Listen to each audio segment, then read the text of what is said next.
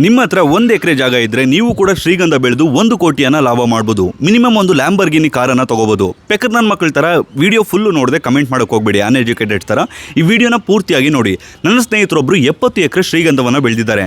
ಅವ್ರ ಹತ್ರ 14,000 ಮರ ಇದೆ. ಒಂದು ಮರದ ಬೆಲೆ ಇವತ್ತು 4 ಲಕ್ಷದವರೆಗೂ ಕೂಡ ಇದೆ. ಅಂದರೆ 1 kg ಗಂಧಕ್ಕೆ 15,000 ಇದೆ. ಒಂದು ಮರದಲ್ಲಿ ಕನಿಷ್ಠ 20 kg ಬರುತ್ತೆ.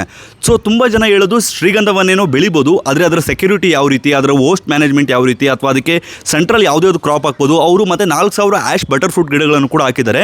ಸೊ ನಿಮಗೆ ಕಂಪ್ಲೀಟ್ ಯಾರಾದರೂ ಶ್ರೀಗಂಧ ಬೆಳಿಬೇಕು ಅಥವಾ ಒಳ್ಳೆ ದುಡ್ಡು ಮಾಡಬೇಕು ವ್ಯವಸಾಯದಲ್ಲಿ, ಅಥವಾ ಒಳ್ಳೆ ಸೆಕ್ಯೂರಿಟಿಯನ್ನು ಕೊಟ್ಟು ಶ್ರೀಗಂಧವನ್ನು ಬೆಳಿಬೇಕು, ಅಥವಾ ಬಟರ್ ಫ್ರೂಟ್ ಆ್ಯಶ್ಗೆ ಮಾರ್ಕೆಟ್ ಬಿದ್ದೋಗುತ್ತಾ, ಈ ಎಲ್ಲ ಪ್ರಶ್ನೆಗಳಿಗೂ ಕೂಡ 1 ಅವರ್ ವಿಡಿಯೋದಲ್ಲಿ ಉತ್ತರ ಇದೆ.